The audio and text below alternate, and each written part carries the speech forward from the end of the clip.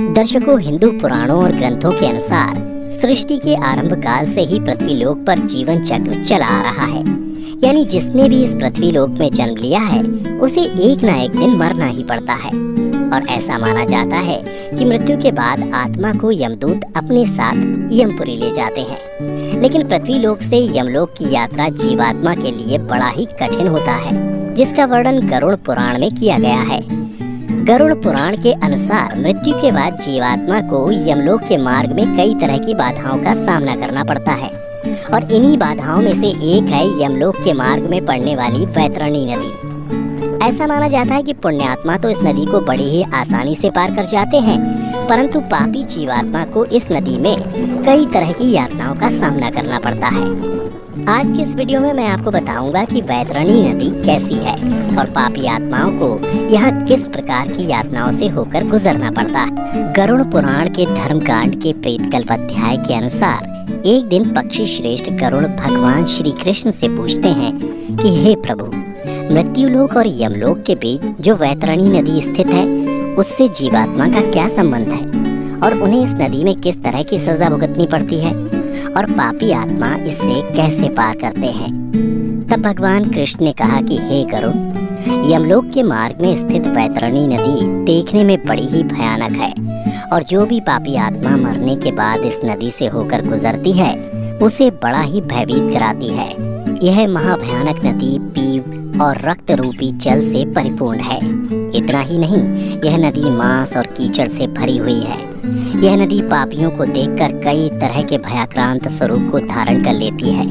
पापी आत्मा की नदी में प्रवेश करते ही इस नदी का जल पात्र के मध्य में घी की भांति तुरंत खौलने लगता है। उसका जल कीटाणुओं एवं वज्र के समान सूंड वाले जीवों से व्याप्त है। साथ ही इस नदी में घड़ियाल, वज्रतंत्र तथा इनके ही जैसे अनेकों हिंसक एवं मांस भक्षक जलचरों से भरी हुई है। और नदी में जैसे ही पापी आत्मा का प्रवेश होता है वह 12 सूर्य के गर्मी के समतुल्य तपने लगती है। उससे उस महाताप में पापी चिल्लाते हुए करुण विलाप करने लगते हैं।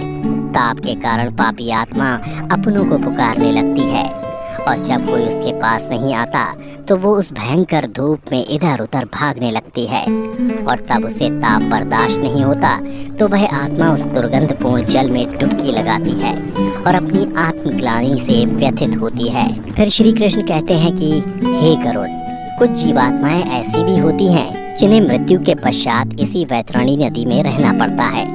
जैसे कि जो अपने जीवन काल में आचार्य, गुरु, माता पिता एवं अन्य वृद्ध जनों की अवमानना करते हैं उसे इसी महानदी में रहना होता है।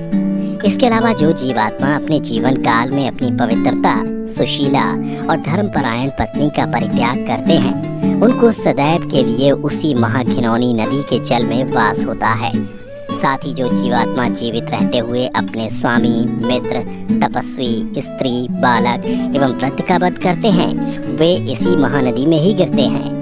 साथ ही आग लगाने वाला, विष देने वाला, झूठी गवाही देने वाला, मद्य पीने वाला, यज्ञ का विध्वंस करने वाला, राजपत्नी के साथ गमन करने वाला, चुगलखोरी करने वाला, कथा में विघ्न करने वाला, स्वयं की दी हुई वस्तु का अपहरण करने वाला, खेत की मेड़ और सेतु को तोड़ने वाला, दूसरे की पत्नी को प्रदर्शित करने वाला, प्यासी गायों की बावली को तोड़ने वाला, कन्या के साथ व्यभिचार करने वाला, कपिला का दूध पीने वाला, शूद्र तथा मांस भोजी ब्राह्मण मरने के बाद वैतरणी नदी में वास करते हैं। इन सब के अलावा अहंकारी, पापी तथा अपनी झूठी प्रशंसा करने वाला, कृतघ्न, गर्भपात करने वाला वैतरणी में निवास करता है। परंतु इन पापी जीवात्माओं में जिसने मकर और कर्क की संक्रांति, सूर्य, चंद्र ग्रहण, संक्रांति, अमावस्या अथवा अन्य पुण्य काल के आने पर श्रेष्ठतम दान दिया हो उसे एक निश्चित समय के पश्चात इस नदी से यमदूतों के द्वारा निकाल लिया जाता है।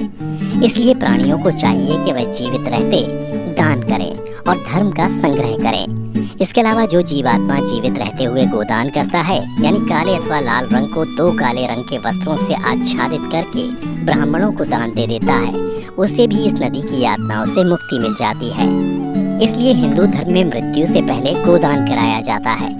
ऐसा माना जाता है कि गोदान करने से मनुष्य उसी गाय की पूंछ पकड़कर उस नदी को पार करता है और उसे सुकर्म के प्रभाव से ऐहिक और पारलौकिक सुख की प्राप्ति होती है।